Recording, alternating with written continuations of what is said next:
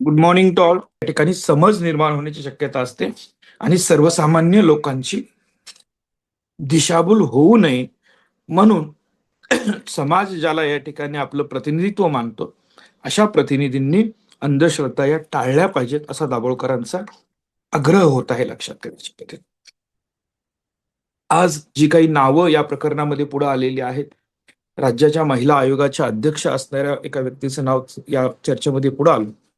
आणि जर समजा समाजातल्या काही महिलांच्या मनामध्ये असा विचार आला की अरे त्यांना इथपर्यंत पोहोचलं म्हणजे काय प्रकार आहे, काही पोस्ट आहेत लक्षात घ्या महिलांनी लिहिलेल्या, जे मी वाचतोय तुमच्यासमोर बोलत असताना, की अरे तरीच म्हटलं ही नगरपालिकेला महानगरपालिकेच्या इलेक्शनमध्ये निवडणूक हारलेली व्यक्ती डायरेक्ट राज्याच्या महिला आयोगापर्यंत कशी काही पोहोचू शकते. मंत्रिपदाचा दर्जा असणारं पद कसं काय मिळू शकतं. म्हणजे बाबाच्या त्या उपायामध्ये खरोखरच ताकद असणार आहे. कुणीही काही म्हणू दे, पण त्याशिवाय हे घडलं नाही. आता हा विचार किती घातक आहे याचा विचार करा मित्रांनो. इथं व्यक्ती महत्वाच्या नाहीत, इथं प्रवृत्ती महत्वाच्या आहेत. आणि इथं अध्यात्मासारखा या ठिकाणी चांगला मार्ग जो तुम्हाला योग्य दिशा दाखवू शकतो.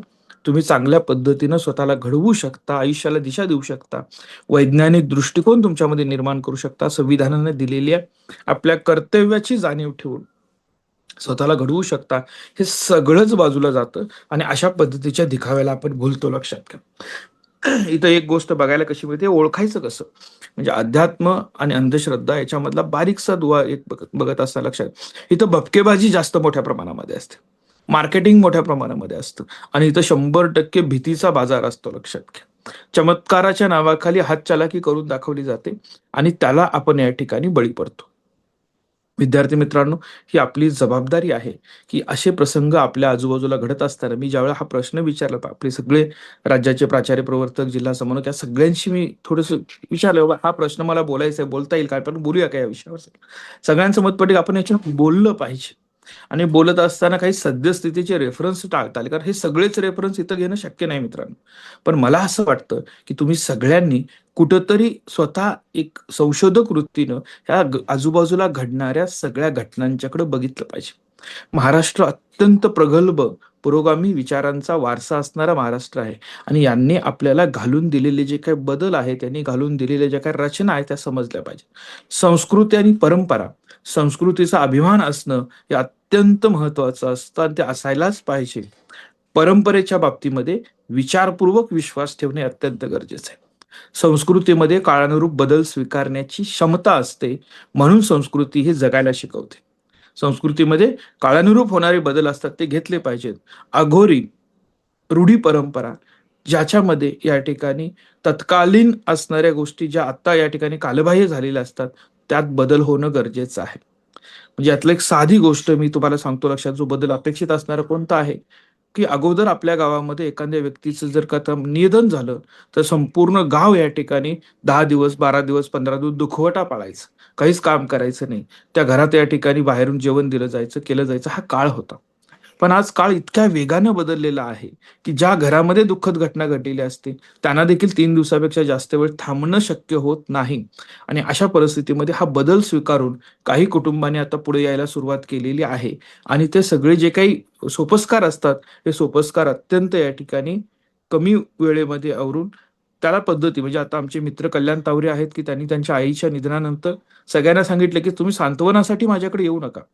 सांत्वनासाठी येऊन मला पुन्हा त्याची आठवण होते, मला दुःख होतं, त्याच्यापेक्षा जी काय 10वी-13वी विधीची असते, दिवस असतो, त्या दिवशी तुम्ही या. रक्षा सगळी एकत्र केलेली असेल आणि मी तिथं तुमच्यासाठी खड्डे काढून ठेवतोय, झाडं आणून ठेवतोय, आठवण म्हणून तुम्ही प्रत्येकाने एक एक झाड लावून द्या. म्हणजे या ठिकाणी माझ्या आईच्यासाठीची ती चांगली आणि मला सांत्वन चांगलं केल्यासारखं होईल. 65 ते 70 झाडं त्या दिवशी त्यांनी येणाऱ्या, सांत्वन करायला येणाऱ्या प्रत्येकाच्याकडनं लावून घेतली. हा फरक समजून घ्या. ही संस्कृती आणि संस्कार जर पुढे चालवायचं ठरवलं आणि ते 13 दिवस, 10 दिवस दुःखात राहण्याचं, बाकीच्यांनी या ठिकाणी वारंवार जाऊन भेटण्याच्या ह्याच्यातनं जर बाहेर पडलो आपण, तर हा परंपरेतून संस्कृतीमध्ये होणाऱ्या रूपांतराचा प्रवास हा समजून घेणं सोपं जाईल मित्रांनो. लक्षात घ्या. श्रद्धा आणि अंधश्रद्धेची व्याख्या अत्यंत सहज, सुंदर, सोप्या भाषेमध्ये डॉक्टर नरेंद्र दाभोळकरांनी आपल्याला सांगितलेली आहे. आणि हे समजून घेणं गरजेचं, अत्यंत सोप्या भाषेमध्ये. ज्या गोष्टीमुळं माणसाचा मूल्य विवेक उन्नत होतो ती श्रद्धा, आणि ज्या गोष्टीमुळं माणसाचा मूल्य विवेक अवनत होतो ती अंधश्रद्धा. आता ह्या गोष्टी समजून घेण्याचा प्रयत्न करा. उन्नत होतो म्हणजे काय? अशी कोणतीही गोष्ट की ज्याच्यामुळे तुमच्या जगण्याला दिशा प्राप्त होते, तुमचं जीवनमूल्य वाढतं, तुमची या ठिकाणी लाईफस्टाईल या ठिकाणी सुधारते, असे सगळे या ठिकाणी. फॉर एक्झाम्पल जर घेतलं, तुम्ही पंढरपूरला दरवर्षी वारीत जाता आणि म्हणून एखादी व्यसनी असणारी व्यक्ती म्हणते की पंढरपुराच्या पांडुरंगाची माळ गळ्यात घातल्यानंतर मी दारू पिणार नाही. हा त्याच्यामध्ये होणारा सकारात्मक बदल जो आहे, म्हणजे तुमची मूल्यविवेक उन्नत होण्याचा भाग आहे. ती तुमची श्रद्धा आणि त्याच्यावर विश्वास ठेवण्याचा अधिकार तुम्हाला पूर्णपणे आहे प्रत्येकाला, हे लक्षात घ्या. दुसरी गोष्ट या ठिकाणी सांगितली की ज्या गोष्टीमुळे माणसाचा मूल्यविवेक अवनत होतो ती अंधश्रद्धा. दुर्दैवानं महाराष्ट्रामध्ये एक प्रकार पाठीमागच्या कालावधीमध्ये बघितला. एक मृत व्यक्तीचा मृतदेह 20 ते 25 ठिकाणी या ठिकाणी ते 10-15 दिवस लोक फिरवत होते वेगवेगळ्या ठिकाणी, आणि ते काहीतरी या ठिकाणी गुप्तधन किंवा काय अशासाठी या ठिकाणी काम करत होते. म्हणजे कुठेतरी गुप्तधन मिळण्यासाठी अमुक राशीचा, अमुक वयाचा, अमुक या ठिकाणी याच्यातल्या व्यक्तीचं या ठिकाणी नरबळी द्यायचा, या ठिकाणी त्याची हत्या करायची आणि त्यातनं आपण श्रीमंत होऊ शकतो, अशा पद्धतीच्या अघोरी विचारातून तुम्ही जाता, त्यावेळेला तुमचा मूल्यविवेक अवनत होतो, तो अधोगतीला जातो. त्या प्रत्येक गोष्टीला तुम्ही अंधश्रद्धा म्हणायला हरकत नाही, हा लक्षात आहे. इतक्या सहज, सोप्या, सुंदर भाषेमध्ये हे सगळं सांगत असताना डॉक्टर दाभोळकरांनी कधीही देवाच्या अस्तित्वावर प्रश्नचिन्ह निर्माण करणं किंवा तुम्ही देव संपूर्ण नाकारावेत असा भाग न मांडता त्यांनी सांगितले की तुम्ही तुमचं स्वतःचं या ठिकाणी काय करा, मूल्यमापन करा, स्वतः प्रत्येकाची या ठिकाणी असेसमेंट करा. ज्या वेळेला दाभोळकर हे मांडतायत की जर तुम्ही पांडुरंगाच्या दर्शनाला जाता, माळ घालता आणि तुम्ही त्यामुळं व्यसनाधीन होत नाही, तर त्या श्रद्धेला चांगलं ती श्रद्धाच आहे हे ऍक्सेप्ट करणाऱ्या दाभोळकरांचा विचार खालीपर्यंत आपण पोहोचवू शकलो का?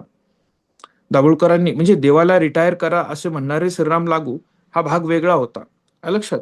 दाभोळकर जेवढ्या म्हणजे श्रीराम लागू जेवढ्या आक्रमकतेने मांडायचे, तेवढं दाभोळकरांचं अगदी स्पष्ट होतं सर्वसामान्य माणसाला समजण्यासाठी, त्यांनी योग्य विचार घेण्यासाठी. म्हणजे हा वादच आताच्या काळात होऊ शकत नाही आणि आपण त्याच्यावर बोलत बसणार देव अस्तित्वात आहे का नाही, मग माझा देव अस्तित्वात आहे, तुमचा आहे का नाही, लक्षात. धर्मांवर या गोष्टींवर बोलणाऱ्या व्यक्तीला प्रत्येक वेळा त्रास झालेला आहे, कदाचित तो तुम्हालाही होऊ शकतो. आणि त्यामुळं आज एक सरळ 2 ओळीमध्ये आपण हा विषय समजून घेऊ शकतो की आलेला प्रसंग जो घडतोय, मी जो कृती करतोय, त्याच्यामुळं माझी लाईफस्टाईल, माझा मूल्य विवेक हा उन्नत होतोय की अवनत होतोय, ही कसोटी लावून बघा प्रत्येक वेळेला. म्हणजे पुस्तकं वाचली पाहिजे, दररोज 4 तास अभ्यास केला पाहिजे, हा पर्याय, याला दुसरा पर्याय नाही. आणि म्हणून मी सकाळी उठल्या उठल्या या ठिकाणी आई वडिलांचा फोटो असेल, या ठिकाणी घरात कुठल्याही तुम्ही ज्या श्रद्धेला मानता अशा या ठिकाणी याची प्रतिमा असेल, त्याला नमस्कार केलात आणि तुम्ही अभ्यासाला सुरुवात केला तर अभ्यास चांगला होतो, हा तुमचा विश्वास असणार, तुम्ही अभ्यास करणं हा एक भाग आहे. पण 4 तास अभ्यासाला पर्याय नाही, हे लक्षात घ्या महत्वाचं. पण याच्यापेक्षा मी असं म्हटलं त्याच्यामध्ये की मी नवस बोलतोय, माझं या ठिकाणी 11-12 सोग जे काय असतात ते उपवास तेवढे झाले की माझं या ठिकाणी डिस्टिंक्शन ठरलेलं आहे. असं घडत नाही हे तुम्हालाही मान्य आहे मित्रांनो. पण असं असताना देखील ज्या वेळेला अगतिकता येते, लक्षात. म्हणजे मला आजचा टायटल असं मला वाटलं होतं की त्याच्यावर आपण बोलावं, पण मी तो विषय थोडासा टाळला. तो असा होता की की खराच्या दारात अगतिकतेची वरात. म्हणजे काय? हे सगळे जे काही नेते मंडळी असतील, अधिकारी असतील, त्यांची या ठिकाणी काय म्हणतो की पीडित जे काही सगळे होते, कुठंतरी पीडितच तिथे गेले होते, कुठंतरी या ठिकाणी आघात झालेले, मानसिक आघात झालेले गेले होते, ही एक बाजू. आणि दुसरी बाजू की मला आत्ता आहे त्याच्यापेक्षा वरच्या पदांवर जायचंय, मला अजून थोडंसं मिळवायचंय, अजून पुढे जायचंय, असे लोक तिथे गेले होते. आणि का असू नये यांच्याकडे तो वैज्ञानिक दृष्टिकोन, हा प्रश्न माझ्यासारख्या पडतो लक्षात घ्या. आणि तो तुम्हालाही पडला पाहिजे की आपण या ठिकाणी ही सगळी मंडळी असं हे करतायत आणि मग तसा मेसेजच जातोय का समाजामध्ये की हे करतायत म्हणून ते सगळं योग्य आहे, याचा विचार केला पाहिजे. डॉक्टर बाबासाहेब आंबेडकरांनी ज्या वेळेला घटनेमध्ये याची तरतूद केली, त्यावेळेला ते तसे जगलेत हे पहिल्यांदा लक्षात घ्या. आपणही त्याचा विचार केला पाहिजे. आज वैज्ञानिक प्रत्येक प्रश्नाचं उत्तर शोधण्याचा प्रयत्न विज्ञान करत असतं.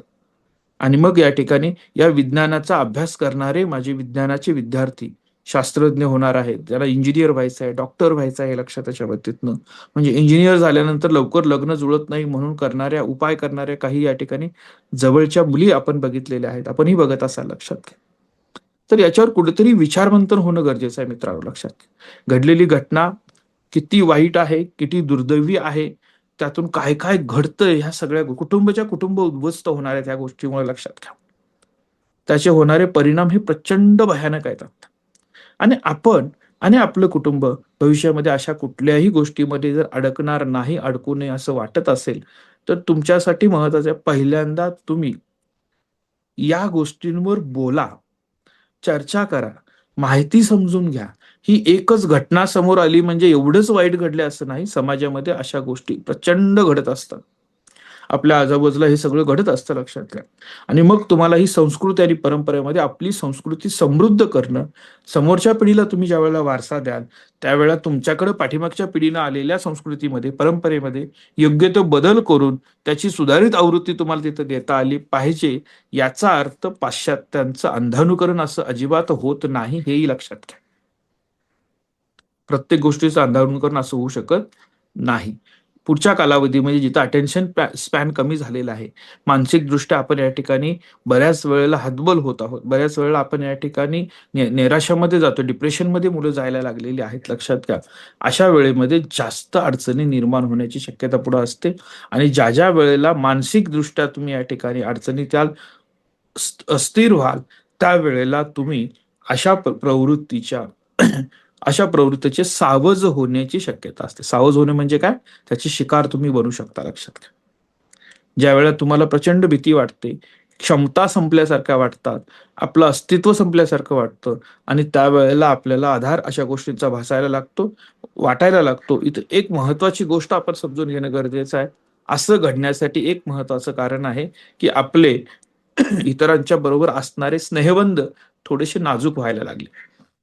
आपण आपल्याशी चर्चा करत नाही आहोत, संवाद साधत नाही आहोत. याच्या संवादातनं पुढे या ठिकाणी घडलं पाहिजे, एकमेकांना आधार दिला पाहिजे मानसिक. तो आधार हरवत चालल्यामुळं अशा पद्धतीच्या एक्सटर्नल काही या ठिकाणी रिसोर्सेसकडे आपण जातो.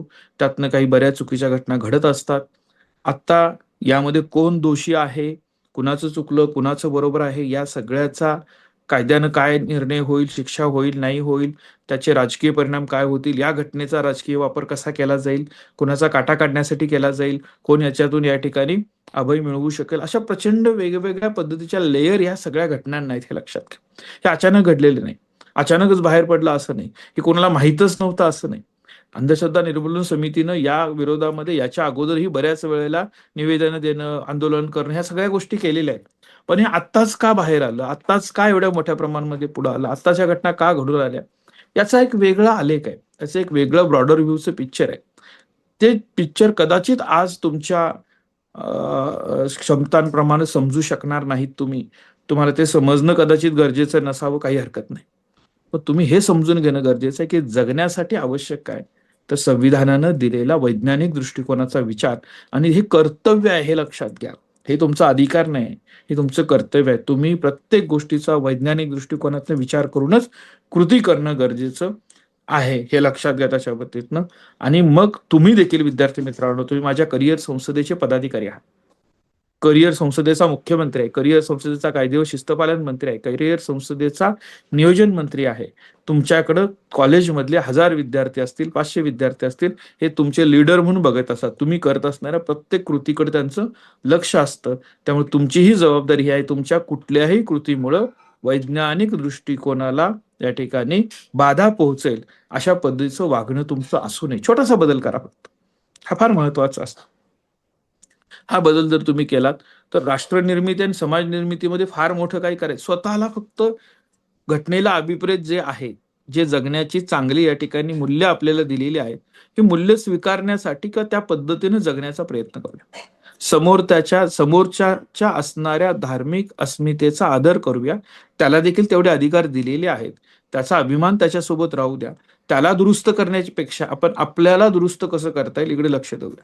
कारण हे मोठे वाद निर्माण होत आहेत, लक्षात घ्या. म्हणजे माझ्या धर्मामध्ये चुका आहेत आणि तुझ्या धर्मामध्ये चुका नाहीत का, या धर्मामध्ये पण हे चुकीचं आहे, आमच्या चुकीवर तुम्ही कशाला बोलता. म्हणजे त्यांनीही चुकीचं करायचं आणि मीही चुकीचं करायचं आणि दोघांनी एकमेकांच्या चुकीचं समर्थन करायचं.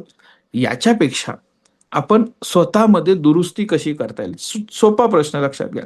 परंपरा ही नेहमी साचलेल्या डबक्याप्रमाणे असते, त्यात कुठलाही चेंज होत नाही.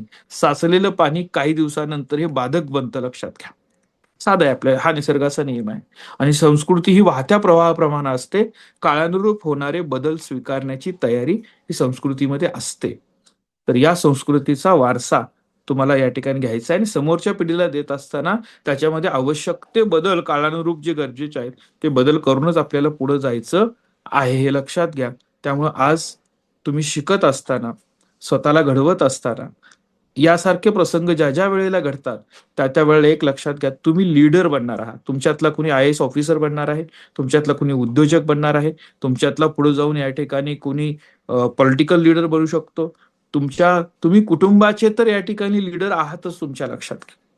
तुमच्या आई वडील, तुमच्या आई आजोबा या ठिकाणी तुम्हाला काय बघतायत, की शिकलेली मुलं म्हणून बघतायत. आणि शिकलेली सवरलेल्या मुलांच्या मध्ये मानसिक दृष्ट्या या ठिकाणी स्थैर्य असणं गरजेचं असतं, कारण ते स्थैर्य, तो विश्वास तुम्हाला संविधान आणि वैज्ञानिक दृष्टिकोन देतो, हे लक्षात घ्या. वैज्ञानिक दृष्टिकोन ही जबाबदारी आहे. मी वारंवार आज उल्लेख काय करतोय, वैज्ञानिक दृष्टिकोन ही जबाबदारी आहे.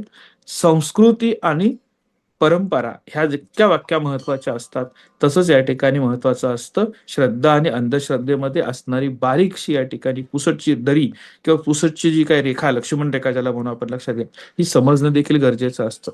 त्यामुळे आजचा टास्क आपल्यासाठी इतकाच आहे मित्रांनो, की पहिल्यांदा तुम्ही संविधानामध्ये उल्लेख केलेलं या ठिकाणी वैज्ञानिक दृष्टिकोनाचं जे कलम जे आहे सर्च करा. संविधान घेऊनच तुम्ही बसलं पाहिजे असं नाही. याच्यावर दोन टॉपिकचं 45-45 मिनिटाचे 2 व्हिडिओचं रेकॉर्डिंग मी आणि यांनी केलेलं आहे, आपल्या धनराज वंजारी साहेबांनी केलेलं आहे, लक्षात. ते वाचाय, ते ऐकायला तुम्हाला वेळ मिळाला, ऐकलं तर अत्यंत चांगलं आहे. नसेल तर किमान या ठिकाणी अंधश्रद्धा निर्मूलन समितीचा कायदा, अंधश्रद्धा निर्मूलनचा कायदा काय महाराष्ट्रातला हा समजून घ्या. वैज्ञानिक दृष्टिकोनाच्या बद्दल घटनेमध्ये काय तरतूद आहे ते समजून घ्या त्याच्या बाबतीतनं. आणि श्रद्धा अंधश्रद्धाच्या व्याख्या समजून घ्या. वैज्ञानिक दृष्टिकोनाचं महत्व समजून घ्या, आहे लक्षात. आणि आपण मानसिकदृष्ट्या स्थिर स्थावर राहण्यासाठी प्रश्न विचारणं किती गरजेचं आहे, प्रश्नाची उत्तरं शोधणं किती गरजेचं आहे, हे समजून घ्या मित्रांनो. आजच्या प्रयत्नांमध्ये देखील हाच प्रयत्न, कुणाच्याही असणाऱ्या वैयक्तिक श्रद्धेला आव्हान देणं, त्याला चुकीचं ठरवणं, हा उद्देश आपला अजिबात नाही. आपला प्रश्न एकच आहे, की स्वतःमध्ये आवश्यक ते बदल करणं काळानुरूप, आणि माझा मूल्यविवेक उन्नत होण्यासाठी आवश्यक असेल त्या पद्धतीनं स्वतःला घडवणं गरजेचं आहे. आणि याच पद्धतीनं पुढे जाण्याचा विचार आपण करायचा आहे मित्रांनो, लक्षात घ्या. आजचा रविवार तुमच्यासाठी अत्यंत चांगला जाऊ. दिवसभरामध्ये ज्या ज्या वेळेला वेळ मिळेल त्या वेळेला खरं अनभिज्ञ राहू नका मित्रांनो. आपल्या आजूबाजूला घडणाऱ्या या अशा परिस्थिती बाबतीत मला माहीतच नाही, मला काय करायचंय, मी बघितलंच नाही, असं करू नका.